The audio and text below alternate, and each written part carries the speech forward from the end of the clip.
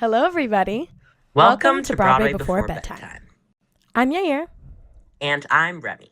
We met last year doing Drag the Musical together off Broadway, and ever since then, we've basically been nonstop talking about performing, auditions, and everything that comes with being young actors. So we thought, why not turn those conversations into a podcast? Each episode, we sit down with artists we genuinely admire and talk about how they got started, what they've learned, and what this whole industry is actually like. Today, we're joined by an amazing performer who originated the role of May in Juliet on Broadway. We're talking about their journey as a performer, training at University of California in San Diego, their work in New York City theater, and what it's like being part of a show that's redefining the stage with bold storytelling and representation. We are so excited to have them here.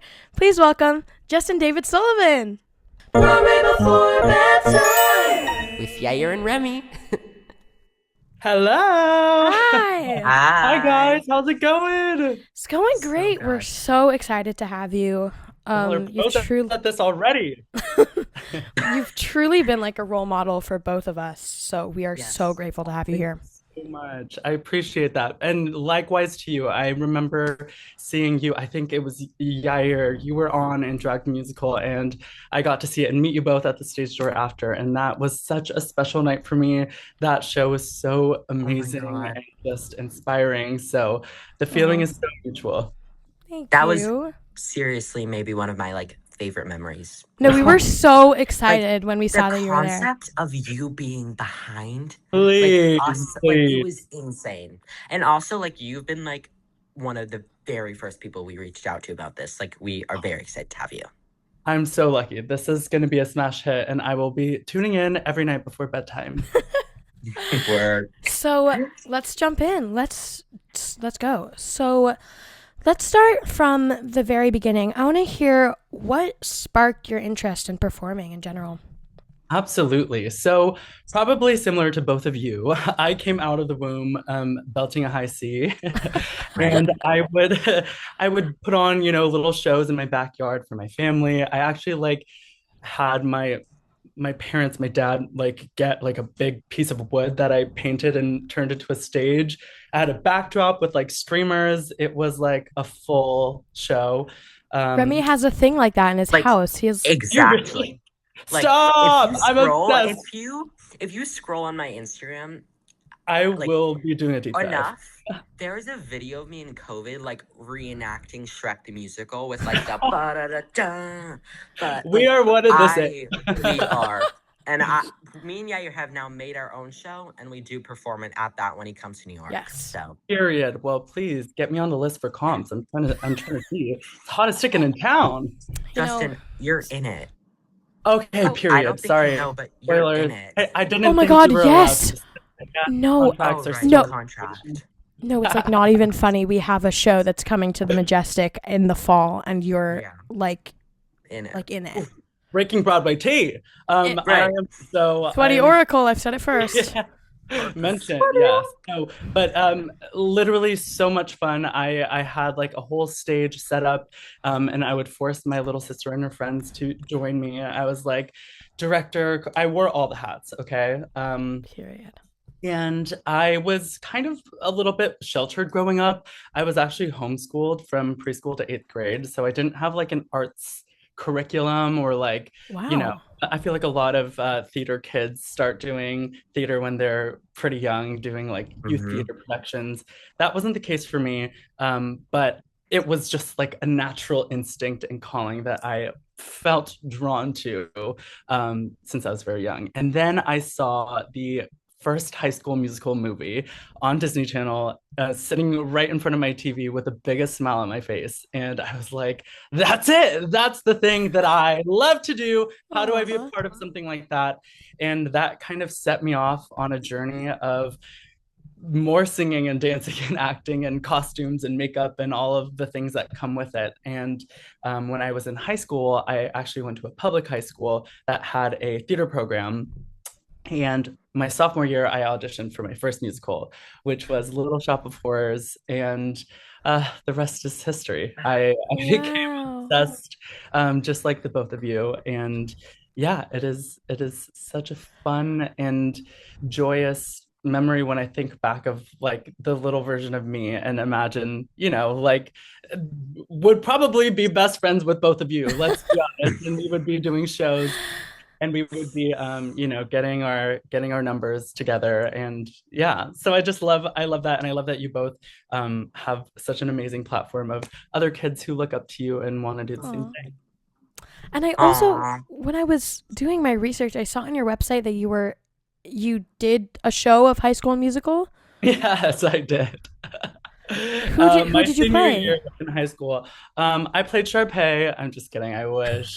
Um, I was Troy Juliet. Bolton in my senior year of high school. I had to Oh. dribble a basketball on stage. Like, I can you was Shut actually imagine up. that? High School Musical was my first ever musical too, and I played Oh my, Chad, and I had a very traumatic no, incident. not dramatic. It's like No. get your head in the game. I were dribbling those basketballs, and I remember. one went completely across the stage, and it was something, and I ran off crying. No, it's And okay. It's okay. it's It okay. happens to the best of us. Fortunately, I have never had to dribble a basketball on stage. You're Hopefully very I don't lucky. have to Very ever. lucky. Is that way? Yeah, I just don't think we need to like combine two different Yeah, let's like activities. leave the sports with Yeah. the sports people. Yeah. Do you remember a moment growing up where you were like, this could actually be a career and not just a passion?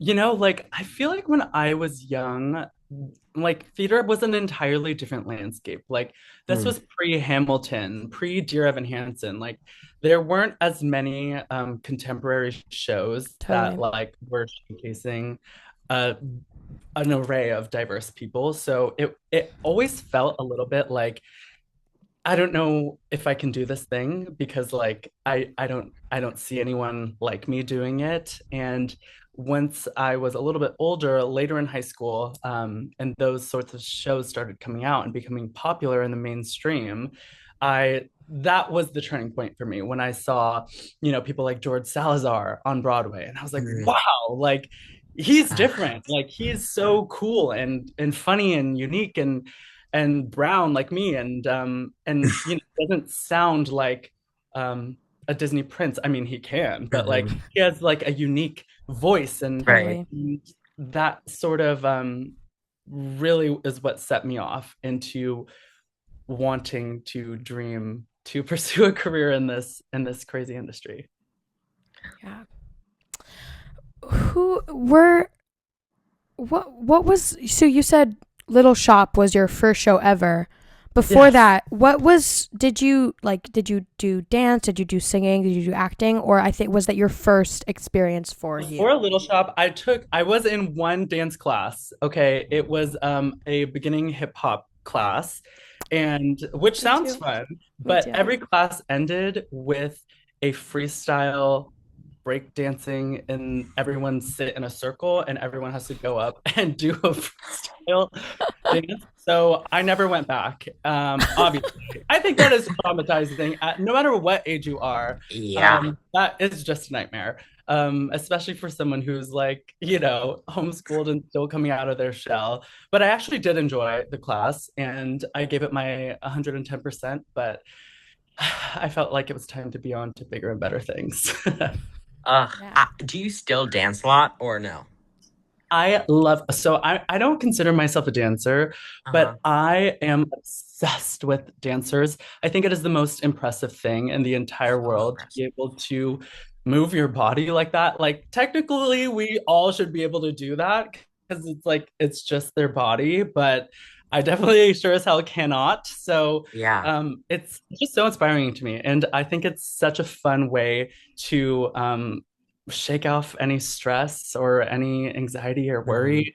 I always leave a dance class feeling so accomplished, whether I nailed all the steps or not. Right. Um, it is just such a free creative space to like let loose and let it go. And I also love how active it gets your Yeah. blood racing, your heart pumping. And yeah, I always feel good after I leave a dance class. I probably should be in more, but Mhm. I do still take class. I think it's important to never stop learning and to always, Mhm. hone your craft. Yeah. But yeah, dance is like so incredible. So And I have impressive. so much respect for all of the dancers who perform on Broadway and Absolutely. beyond 8 times a week. It is just like nuts what they do. Yeah. I would And assume that like sitting in a circle thing is like very similar to like when you're in a dance class and they're like go across the floor Like by yourself. 100% It's like, by yourself. oh God, I don't know.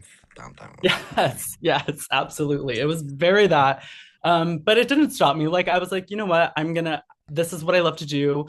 Um, Right. I I would watch a lot of like dance tutorial DVDs, or there would be Mm-hmm. like Disney Channel specials where it was like learn the Mm. high school choreo and it'd be like the cast teaching the moves. I took that very seriously. I was like, we are in class. I am locked in. I'm going to hit this 8 count and pivot ball change. Ba da ba ba. period. Um, And yeah, I I saw Anne Juliet made one of those videos like at some yes, they point. It was did. like Yes, they the did. roar hole thing. It's like a very similar thing.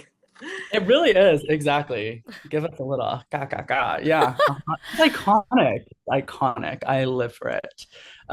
Yeah. When I was in Anne Juliet, Jen Weber, who was our insanely talented choreographer and just visionary, um, getting to learn her choreography and like I was really daunted. It was like so daunting at first because I was like, I didn't have a dance call. Like when I booked the Oh, show, I they didn't know if I had two left feet. So I was like, okay, like I'm gonna be on Broadway and have to dance. Like let's try to get it together. I was actually terrified.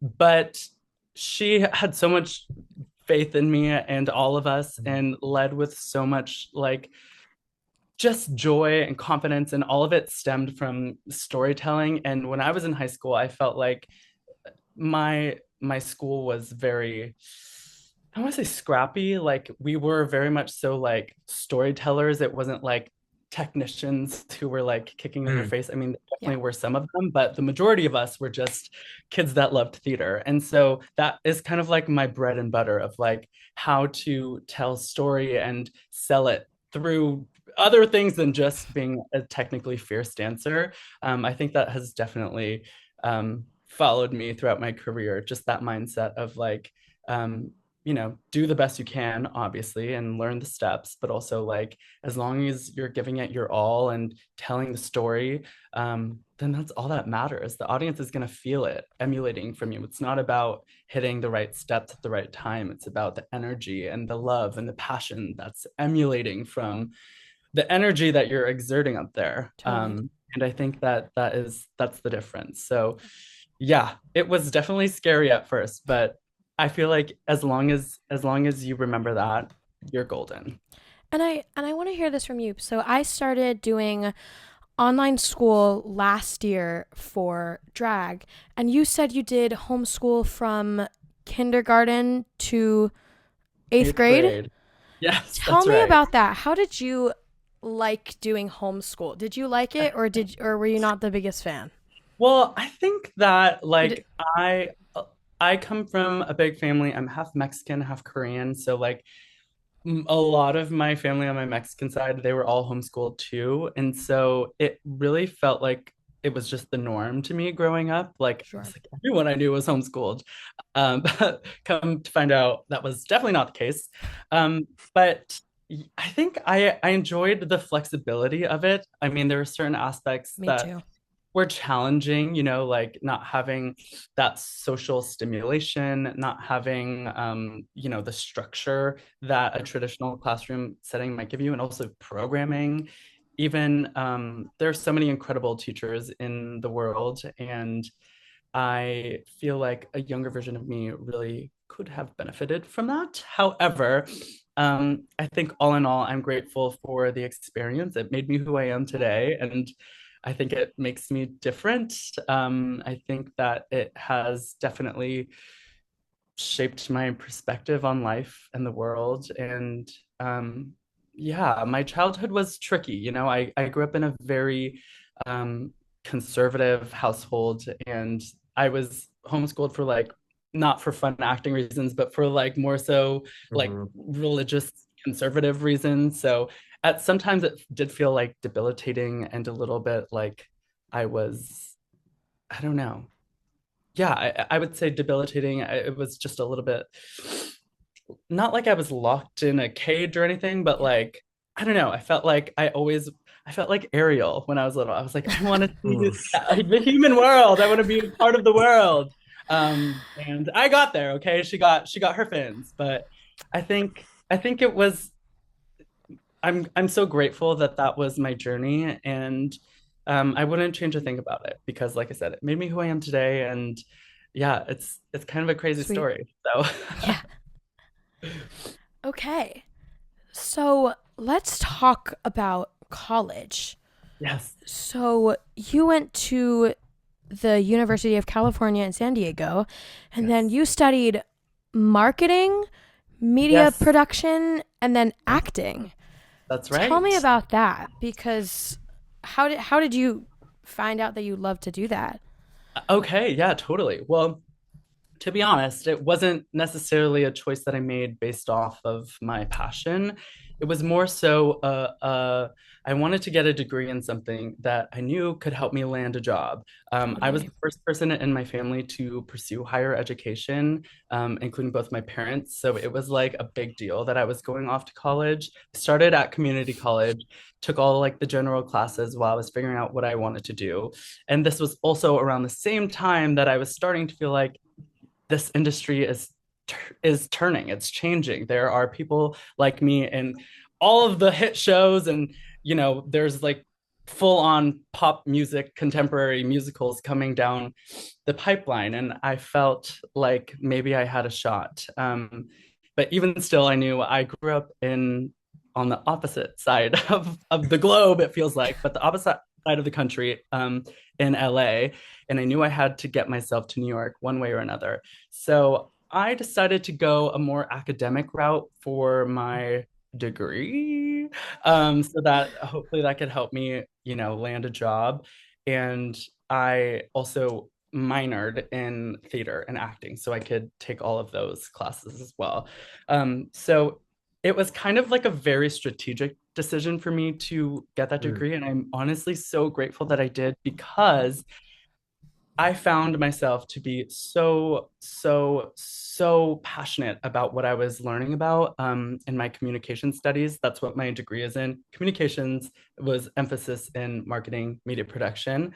But a lot of my classes were about, sociology and online trends and like just about the world, how it operates, why it works that way.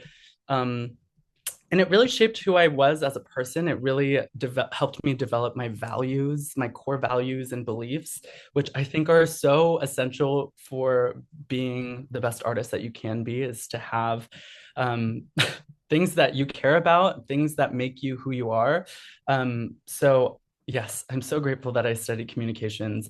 And lucky enough for me, I decided to go to UC San Diego because I knew that San Diego was a huge theater city. The La Jolla Playhouse is actually on the campus at UC San Diego. So Oh, I was so spoiled to see so much theater, theater that went on to transfer to Broadway, basically for free, like that's on a so weeknight. Oh cool. my Yeah, so God. I felt really spoiled, and I loved my experience there. I transferred in, so I was only there for 2 years. It was pretty short-lived, Mhm. but I had the best time of my life. And I got to perform. I was taking dance classes, singing classes, acting classes. I did an acting intensive when I was there. I did two Period. like main stage musicals. We did Spring Awakening and Jesus Christ Superstar. And I just had the best time. And it was uh, such a nurturing environment to be creative. Yeah. And that's what I loved most about my college experience. And I was talking with my mom about this. When I go to college, I would love to take some classes in like marketing or business. Me Sounds so too. fun. I think it's really, really important, especially nowadays. Like being being a performer is so hard to Part of the maintain. job is social media. Exactly, exactly. I think if you are currently, still at the age where college is in front of you, I think it is something to definitely consider. There are so many ways to supplement training, whether that's like private voice or Hmm. acting classes. But I think having an education and having life experience outside of performing is like just as Really? valuable. And yeah, I think no matter what route you choose, like as long as it feels right in your heart and soul, then go for it. But yeah, I would highly recommend, especially business marketing. All of that comes Yeah. becomes so relevant once you are in the thick of in the thick of it. And Remy is so good at like Yes, marketing stuff. you're a And star. You both are. so, was there in college, was there any specific professor or class that kind of changed you in a way as a performer? Like I mentioned, I was so like struck by lightning, lucky enough to qualify to enroll into an acting intensive Totally. that was 2 quarters long. So it was like a small group, 3 hour long chunk of time, I think twice a week. And that was with a professor who I absolutely adore. Her name is Kim Rubenstein. And she is one of the most prolific directors, teachers, artists I have ever met, like truly ever. She changed my life.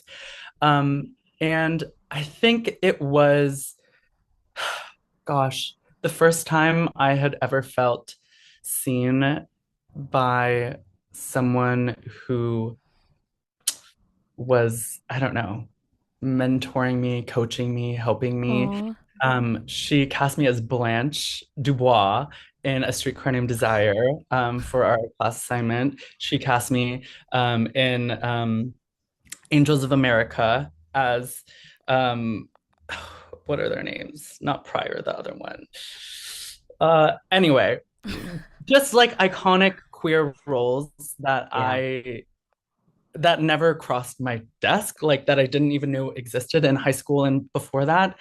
And the work that we were doing, we were studying viewpoints, which is an acting technique. And yeah, I think I felt so invigorated as an artist, not only as an actor, but just as a creative. Our final project was to do a triptych assignment, which is basically like a short three, not necessarily scene, but three elements to a performance piece. And that could be anything like go, just dream.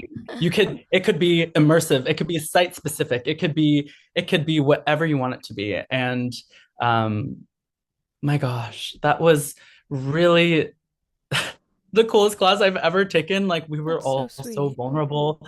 And I think when you are given the creative freedom to just kind of like see what is in your soul, not everyone seeks to like create their own theater or write their own shows, but I think when given the opportunity, like in a classroom setting where you literally have an assignment to do so, it is so fascinating to see what oozes out of you, what creative energy comes out of your aura, your spirit. And Totally. that was like one of the first and only times that I've really felt like encouraged to like take it there. And it was gnarly. It was so cool. We were Totally. like rolling on the floor. It was like how they depict like acting school in like movies. It was very like we're like humming, we're like In theater camp, the movie. yes, in theater camp. It was very that, but like oh my gosh, I was moved. I caught the spirit. Okay, these next two are, I kind of think, are like hand in hand. I don't know. One, did you feel prepared for the industry when you left? And then two, when you graduated college. Okay. And then two, looking back, is there anything you would have done differently during that time? Okay. So, did I feel prepared for the industry when I left college? I would say for the most part, yes. As a performer, bare bones, just educational theater on the resume. I felt like I knew how to audition well. I felt like I knew, what kind of roles I could play. I felt like I knew what songs sounded best in my voice. So, in that sense, yes. Right. I think, though, as a young person getting started in the industry and just kind of jumping in, head first, it's really hard because at first, I mean, maybe y'all cannot relate to this because you've had so much success at such a young age, but for a lot of people, it's so much rejection. Trust, Like we've been through I, it. Oh I believe, yeah. I believe you. I believe you. I mean, that's We've every been actor, through it. especially when you're first starting off. Like you feel like so inadequate until you learn all of the ins and outs and the politics. And there are so many things that go into the casting process, especially um, when you're like auditioning for like community and local and regional Mhm. theaters. It's really hard to get your foot in the door because a lot of times they recycle a lot of the same people. And so if you're not one of those people, if you don't have a strong network, it's really hard to break through that. And I can attest to this as someone who tried to have a theater career in LA. Let me tell you, it was not happening for me. I would drive to auditions every single weekend. I had a spreadsheet, I had a Google sheet of all the local theaters, all the shows that they had in their season, what I sang at the audition, did I get a callback, yes or no, did I book it, yes or no, and it was all no's for the most part. And that was really hard for me, but it taught me the importance of resilience as an artist in this industry. I felt like the no's drove my passion to want to stay showing up because a Totally. lot of the times like I would hear things from a director as like, oh my God, you're so incredible, but we just have like nowhere to put you, or like we don't know what to do with you, which was definitely discouraging and disheartening at first. But then I realized, I'm not the first person who is gender expansive in this industry, like at all. And I definitely am not the last. And if I continue to show up in these spaces, it forces people to think outside the box. It forces them, even just for the 90 seconds or whatever that I'm standing in front of them singing, they have to consider what a world could look like with, a non-binary person playing any of the roles. So once I figured that out, that became my motivation, and it totally changed the trajectory of my career because then I was unstoppable and I found the courage to like pack all my things and move to New York City and chase my dream, which felt really nuts to do as someone who moved to the city with no professional credits on their resume, no connections, no BFA from Michigan. Like I was just like, wow, I feel like a crazy person who's like moving to Hollywood to be a movie star. But I think that when your purpose and your when your purpose is aligned and you like find motivation and you find the passion, and it becomes something bigger than yourself, that's when you really have like an unlimited gas tank to just like pedal to the metal, go for it, and like do whatever it takes to get you there. And I always say this to people, like, I think that I think that it is so challenging to be an artist in this day and age, because a Totally. lot of it is out of our hands. And I think it's so incredible that y'all are sharing these stories and these experiences with people who are so young in the industry because it can be like brutal to face, I think, right off the bat. But once you realize that actually everyone, even like your favorite, performers that you look up to are going through the exact same thing as you, it makes it so much easier to stomach. I'm like, you know what? We're like all in the same boat here. And Exactly. as long as we are showing up as our fullest, most authentic selves, like that is the ask. Like tick Right. the box. Like we're doing it, we're showing up for ourselves, we're showing up for our community. And yeah, that was a very long answer, but that's what All I would. good.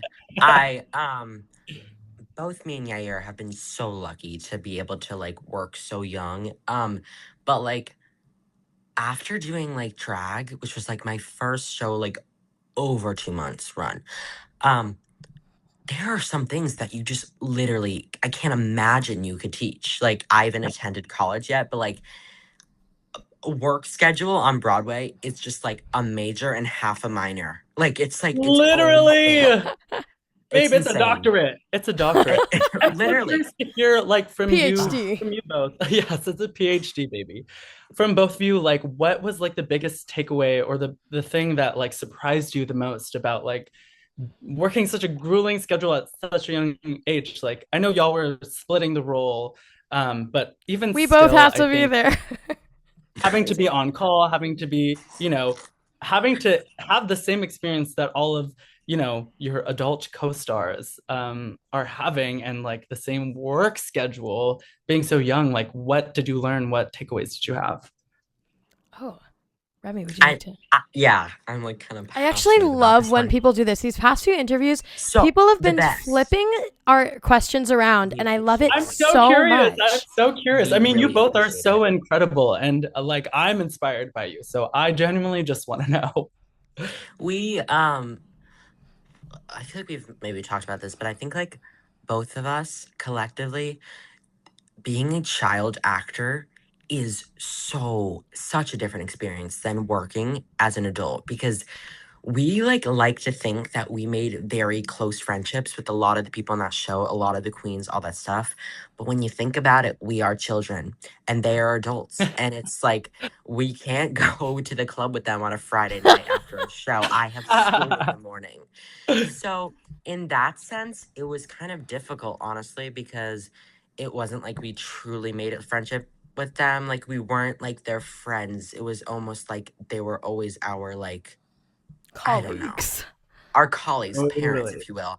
And they were so wonderful. And it's no one's fault. That is just like how the world is. I mean, it's inappropriate for like whatever. But that's my answer. It's just a very different experience. And I think that I think that some people should be nicer if there's children in the show and be more I agree. accepting. Hey, everyone be nice to the kids. I think kids are Right. the coolest. I They think are sometimes people yawn when they hear that there's a kid in their show with them. And maybe what? that's the case in like a regional theater, but it is I mean, yeah. We all have so much Yeah. to The learn from each shade. other. Is what I think. I totally hear you. That's like so valid. And like, I think even like for me going into a show like very green, like Yeah. I Or felt the people same like of talk like, down to you. yeah, It's like, exactly. Like I'm learning. Like, I'm learning. I don't I'm know learning, all and of we're this. both in the same show at the end of the day. Like we're both in this together. I think that like everyone should be way more nurturing to the younger agree. community and people who are like 100%. just starting off, because it's hard for all of us. Like we all need to be supporting each other and passing off any knowledge or advice or wisdom that we can, because like we all know what it feels like to feel looked down upon or yawned at or whatever the case may be. Preach. But just know not everyone is like that. And Yes. I No. certainly Tons Not of kind everyone is people like out that. there. but And having yeah. also like, we got to share a dressing room with Joey McIntyre and Adam Pascal, and that was like crazy. There were probably so many times where we annoyed them really, really bad, but they were nice. so sweet, and like it was just so They great. never to have an made us experience feel like like that. we were like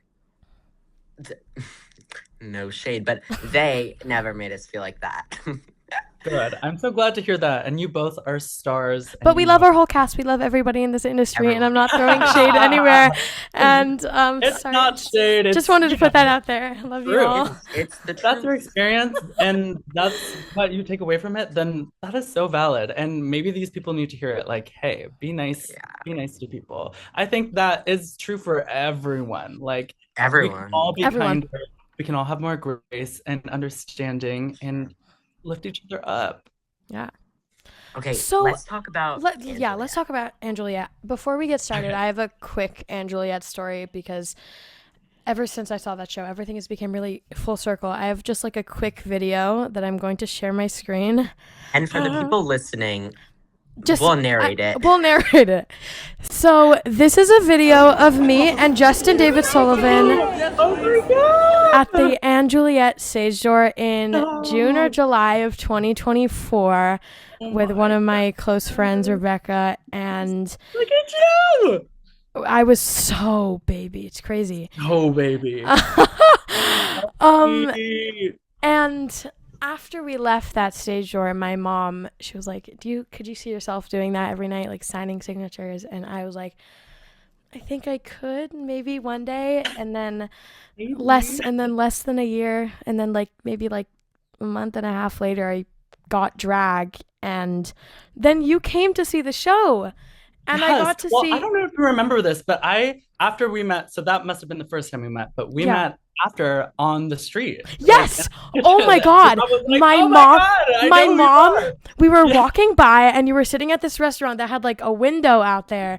that's right. And my mom was like, and I was like, that's Justin David Sullivan from and Juliet. And my mom was like, go say hi. And I'm like, no, it's okay. It's okay. So she just went up to you and we had a whole She really conversation. said Dear Evan Hansen waving through a window. Yeah, she Tapping on the literally glass. did. Oh my God. But yeah, that's just so full circle for me. So crazy. That is Um, an incredible video. Wow. And you literally like a year later, that is so wild. insane. Like, dreams come true, everyone. And the show was so good. I loved it. Thank you. So fun. I Oh know. my God. It is an When absolute party up people there. just forget how to have fun at shows. Shows wonderful. They don't all have to make you like walk away thinking it was the Phantom of the Opera. Like Right. shows can just be so fun, and Angela is so And the fun. set and the cast and I know. like And the score, it's like too much. I know I'm obviously very biased, but the first time I sat in the theater and like got to experience the show as an audience member for the first time, I was blown away. Like once Roar I need to started see and it then we were again. like swimming in confetti, I was over it. I was like, this is too much. I'm crying. I don't know why. I'm like laughing and crying hysterically. I'm like, she's up there on the balcony and she looks amazing. And she's so sparkly and there's confetti everywhere. Yeah, some art is just made to make you feel good. And hey, I think the world desperately needs more of that right now. yeah. So And I love the show. I'm so glad you guys enjoy it too. me and Remy had a similar moment when I think it was like previews or tech or something like that, and we've never really saw any part of the show because we were always backstage or doing this, Yeah. and we saw the opening number. We have this like narration part by Liza Minnelli, insane, Yes. and Oh, then and this was the first time they played it in with her. Welcome We to the didn't Fish know. Tank, God. we She didn't know was at all. narrating it. Yeah. They told us And it was it would be either Alaska. Liza Minnelli, Dolly Parton, Alaska. Like it was a list, and we did not think Liza Minnelli would be the one. And So we saw that transition to the opening number, and I literally almost started crying. It was like, I was like, this is the craziest thing I've ever seen. And it was like so crazy. So let's talk about the very beginning from and Juliet, because I know that they had their world premiere in 2019 in Manchester, I think. And then they had West End run in like 2021. And then Broadway transferred to 2023. How did you get involved with the production?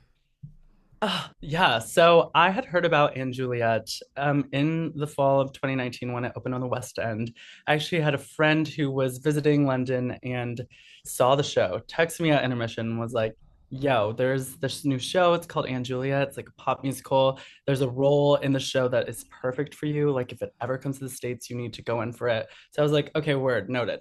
Listen to the cast recording. And I was like, okay, this is like interesting. I think it's like it's so funny because like our cast recording is literally just like covers of pop songs, but like once you experience the show, it is like you're like so immersed that like you kind of forget that they're pop songs. So it was hard for me to like grasp what the story is, but I remember listening to I'm Not a Girl, Not Yet a Woman and feeling like, oh my God, this is like profound. And like I felt moved when I first heard that. And so it was always in the back of my mind. I moved to New York. I get signed with an agency. They ask like, oh, what shows do you see yourself a part of? I'm like, there's a show called and Juliet. It's coming to New York. Like, I got to be in it. And they're like, period work, slay boots. I hear from friends that they're auditioning. And I email my rep. So I'm like, I need to get in. Where's my appointment? Right. Blah, blah, blah. And they're like, we submitted you, but they're actually like capped their casting pool and they already have like who they're wanting to see for the role, but we have the audition packet. If you want to put something on tape, I'm like, give me the packet. So I like get the packet. I learn Show the it to me, sides. please. I learn the song. I know. Show it There to are me, clips of it Rachel. online, but no. And so I submit it. I go in the middle of Central Park. I'm like belting my heart out, and I'm like learning the song, singing it for the first time, and put it on tape, send it in, and then I hear nothing. I hear nothing. That was in the fall of 2021. Yes, fall 2021. A month goes by, nothing. 2 months go by, Oh my nothing. God. 2 months go by. It's like Christmas and New Year's. I'm like, okay, like I've stopped thinking about it. Flash forward 3 more months. It's March 2022. I get a call from my agent. He goes, "Hey, how's it going?" I'm like, "Good. What's up, Mark?" And he's like, I'm good. "Yeah." I'm like, "I'm fine. Really, I mean it." And he's like, "So, and Juliet, they did like a whole casting search for the role, and they did like callbacks, final callbacks, and they don't have what they're looking for, and they wanted to request more material from you."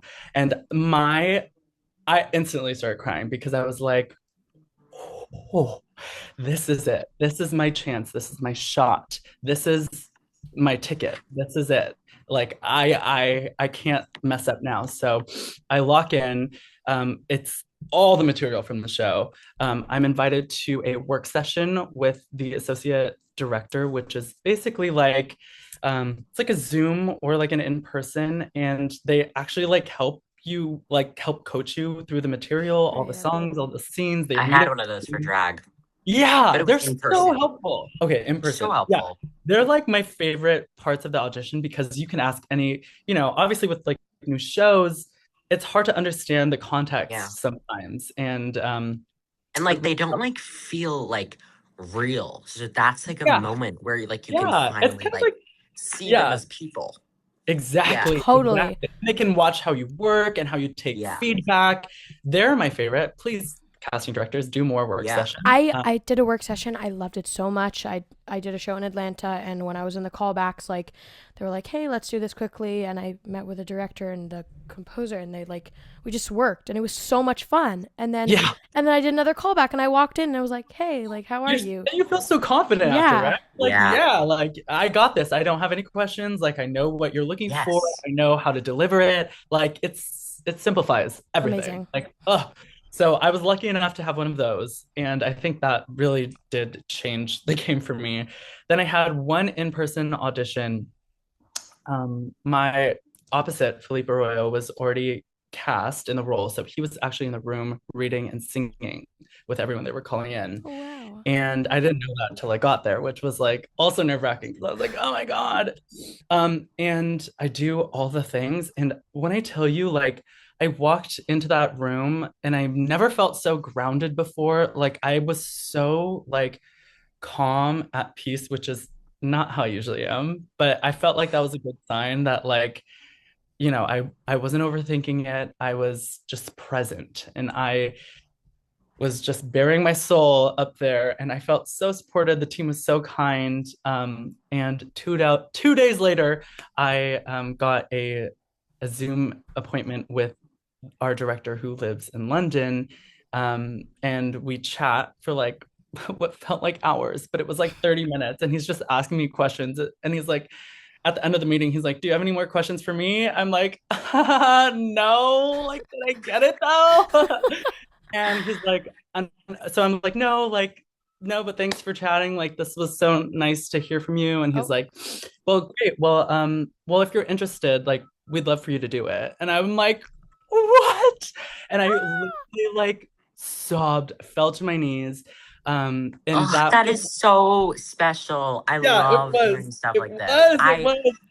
There's actually a Every video show of needs it to do that my this. partner posted on TikTok of like that Oh, moment.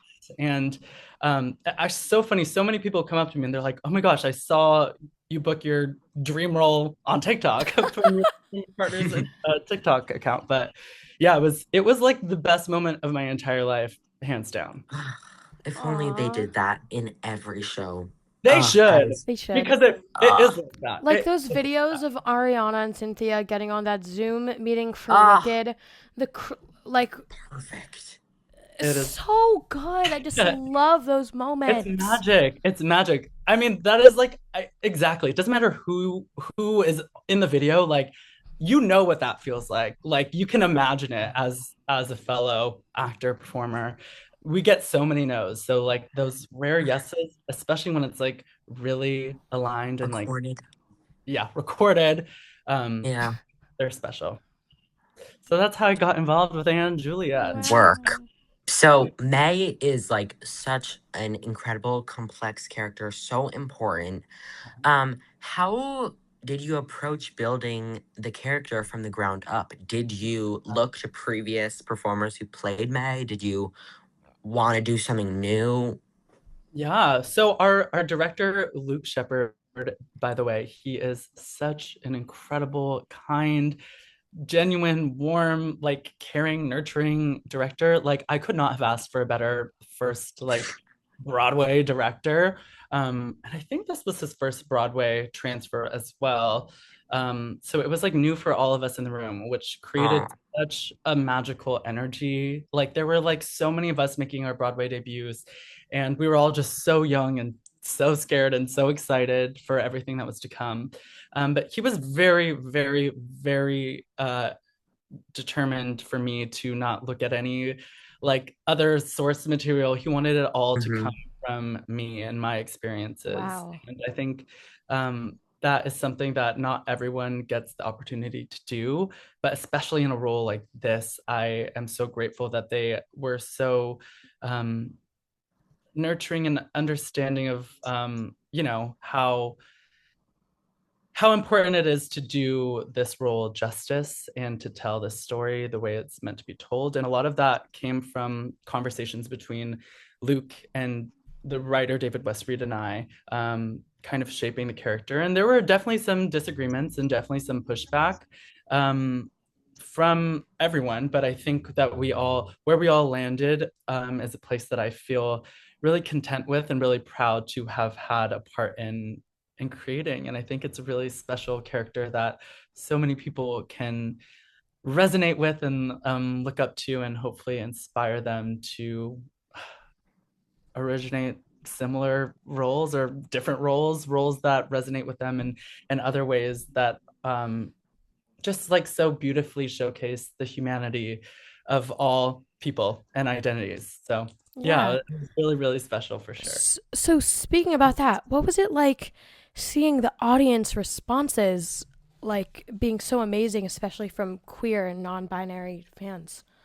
I mean, I think for me that was the best part of the experience was knowing that, like I mentioned earlier, I sort of had um, a a tough childhood growing up in such a conservative household, a household that didn't accept me, and um, yeah, I think that getting to be a positive getting to have a positive impact on my community and people who have shared similar experiences as me, um, was so fulfilling and I mean, so like that's why we do it. that Like is that why we is. do it. Exactly, Yeah, that's what people it would felt like. come to drag and they tell us these kind of stories, and we'd be like, that is So literally sweet. why we're putting on the show. Like, it's literally for 100%. you, it's for people like you. The amount of Brendan stories we've heard is just crazy. 100%. I can't imagine. I mean, you both know as much as I do, like what it feels like to make an impact on people like that. And I feel like um that's stuff that you can only dream of, like so cool, even if it just affects one person, let alone Yeah. like one person maybe every show that you get to do, which is just like that's a Yeah. lot of people, that's a lot of impact and a lot of reach that you're having. And I think it's so rewarding to be a queer artist and to wave that banner and yeah, do our community and our ancestors proud, because it's been a long road and it ain't over yet. But I think that in all the ways that we can make a difference in the world and society, um, I think the better that it is for everyone, for everyone. Yeah. How do you maintain consistency in such a high energy show like that? Yeah, And an totally. emotional show? Yeah, I mean, it was so hard. I can't even, when I think about how hard it was to like stay healthy, stay in shape enough, stay vocally fit.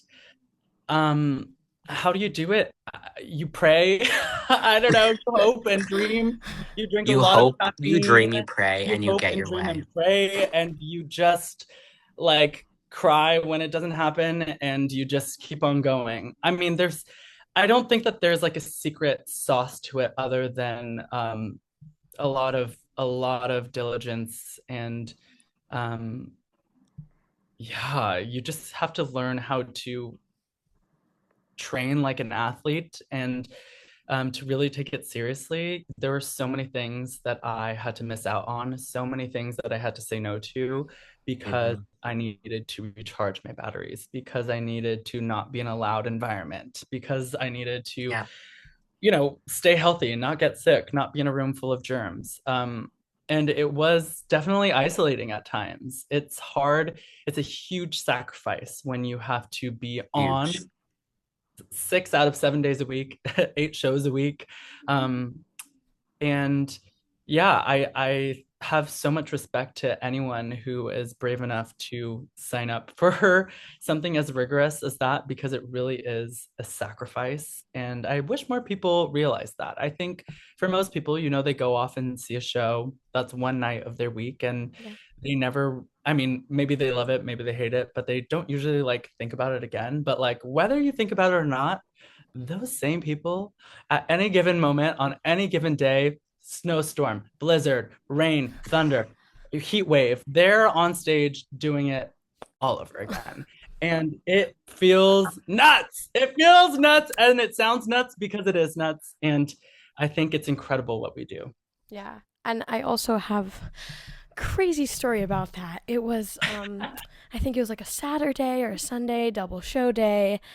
Ugh. And then this night before, I am so sick. I have the Oh, biggest migraine. I threw up like a lot, TMI. Um and then I woke up in the morning at around 10 a.m. and I was like I have to call out. I can't do this show. And I hear from him. He's like, "So Remy has a fever." And I'm like, no, that's just great. no. So I go to the theater to do the show, and I only change into my costume 5 minutes before curtain because I physically I You're couldn't get on the up. floor and I couldn't get up. no, that is too. And um and I have an entrance where we walk in, like we have a house entrance. I I'm so dizzy that I almost fall on top of somebody right there in the audience. I luckily get through our heavy dance number, and then I finish the show and I go to the stage manager's office, and they're like, "So, second show, what do you think?" And I'm like, "Hi guys. Bro. Hi guys. It's funny. It's funny I that you love you think all so much, but No, no." no. second show But is still, canceled that the day. second show was canceled, not the first. But like still, like y'all are icons for that. And like just the work, what's the word? What's the word? Work Ethic. ethic? The work ethic that you both have at such a young age is like, wow, you guys are gonna go so far and do such incredible things because like you're doing everything. Like you're wearing all the hats. You're auditioning, you have a podcast, you're in school. Like it is hopefully only going to get easier from here for both of you. But Right. it's amazing to see. Y'all are killing it. Thank Thank you. you. So Of course. I have a question. So lately I've been noticing online there's been a lot of hate going around to people who I'm trying to find the word, who aren't really like the norm of what society, you know what I mean, wants them to be. Yeah, How how have you dealt with that? Because as like, you know what I mean, I don't think there isn't a person who doesn't have to deal with that.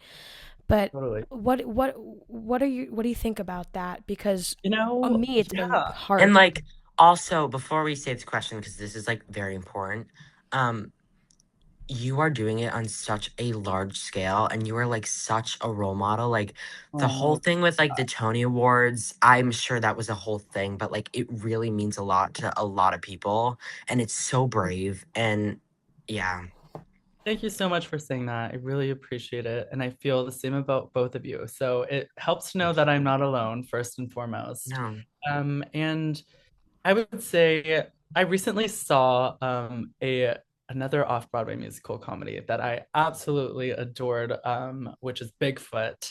And the I was like laughing so hard that like I couldn't see straight. But then, it comes to this message in the show, which is basically that like people hate and try to destroy things that they can't understand. And that really like moved me in my seat at in the Bigfoot theater, which I was just not expecting I love because that. it just kind of like made it reminded me that like, like there's absolutely nothing wrong with um, living authentically or living outside of social norms that we're all that is ingrained in us since we're born. But it's been a journey for me even to um, come out as non-binary, realize it within myself, and then let alone live it so loud and publicly. It has been a hard time for the community, like really, really, really, really tough. But I think that trans people and other marginalized communities understand it the most. It's like the more hate that we receive, the more that we're targeted. I just feel the stronger that we become. I feel like I'm reminded of the importance of why we exist and the people that came before us that experienced atrocities much worse. And I'm just reminded of how incredible it is to live in a day and age where I know for a fact that we are not alone. I know for a fact that there are allies and people who would fight for us and stand up for us and who understand us and take time to have conversations with us. And I think that at the end of the day, if we all, um, we're able to have just genuine human conversation and connection, people would think a lot differently of us. And I think it's sad that there is so much fear and shame instilled in people that they feel that they have no other choice but to target the most marginalized of all of us. But like I said, I think about the ancestors and I think about the trailblazers that came before me and all of the young incredible people that are following in my footsteps, that are looking up to me and seeing me existing, even if it's just like me walking down the sidewalk with nails, like I don't know. But I do know that all of these things make an impact. And I just when I was seeing the show, reminded that people hate things that they can't understand. That it is so important to connect and to spread love and kindness and joy to anyone, regardless of their identities, because we're all just in this on this floating rock together in the universe. And um, life is short, but life is beautiful. And I don't know, I feel like I'm rambling now, but No. I do think that that was such an amazing reminder for me. So thank you, Bigfoot the musical. That was a That was very, perfect. That was very, very good response. I think Thanks. that's a very great way to wrap up today. We unfortunately didn't get Yay. to get to all of our questions, but we'll have you on another time because we had wonderful ones. But I think a perfect way to end it is a little segment that we like to say Well, I don't think we have a name for it, but rapid fire questions because it's almost bedtime. It's almost It's bedtime. almost bedtime. Oh, So we're gonna ask a few rapid fire questions, and yeah. Okay, let's go. Okay. What's a role that changed how you see yourself off stage? a role that changed how I see myself off stage. When I saw MJ Rodriguez in Little Shop of Horrors as Audrey. Ah, yes. What's one choice you made every night during & Juliet that the audience would never notice but was very important to you? Or fun to you? Whatever. One choice that the audience would never know but would be important to me. It has been like a minute since I have thought about the choices that I've made. I made so many choices, and there were a lot of rituals. But there was a in behind the scenes. I guess this isn't a choice, but it was like a ritual that I would never skip.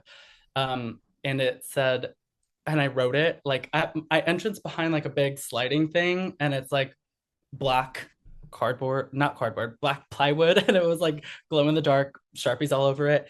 And I would say, and I wrote no choice but to slay. So like no matter what day I was having, whether I was like in the worst mood or if I was sick or like whatever, I would like breathe and I would say no choice but to slay, and I would like tap it or whatever. I'm gonna say that literally every day. It's not even funny. Yes, that's a great which moment in your career felt like the real turning point and why? And I think I know your answer, but would love to hear. Yeah, I mean, the biggest turning point in my career would definitely be when I booked & Juliet.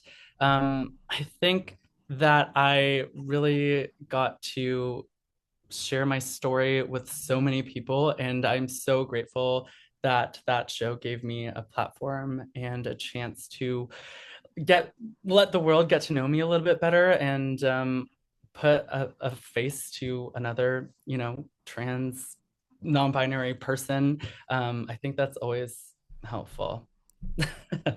This one's basic, but what's a dream role for you?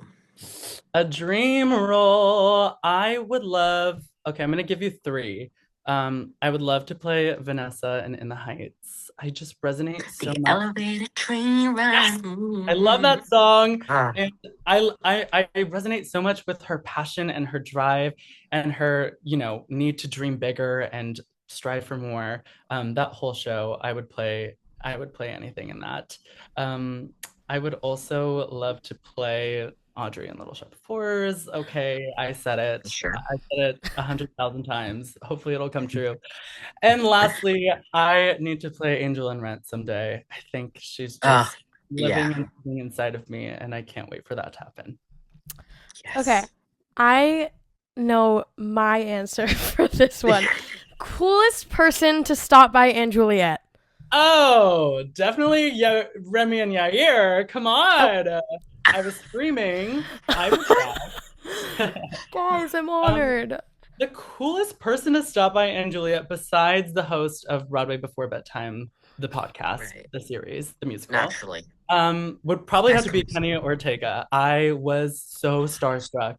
Yes, he came twice, y'all. And my God. You better believe I have never danced harder in my life. I was like giving it. Okay, Kenny Ortega, I love you. Mine was Ariana Grande, even though I wasn't there. Yes, I wasn't there either. I was out on vacation. On vacation. I know. Can you believe that, Max? Days. That happened to me quite a bit during drag. I'd be out when the coolest people would come, and I'd be like, "Wow, could you just have maybe got sick another day?" What's your? I was just literally down the street. However, right. One of my covers, Matt Raffi, is like I saw that biggest fan, and they were on as May that night, and so I'm so glad they got to have that moment because, like, come on, lifelong dream. What's your dream cast for somebody? Ooh, like if I could cast someone in a role? Yeah. Oh my gosh. Ooh, okay.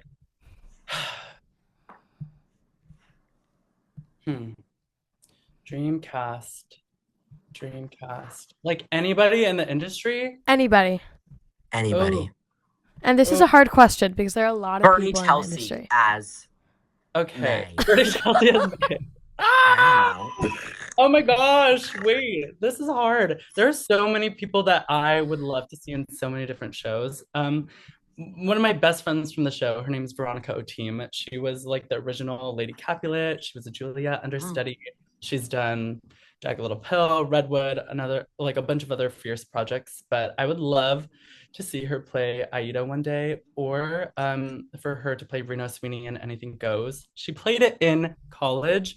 There's a video of it, and it is like one of the most insane performances I've ever seen in my life.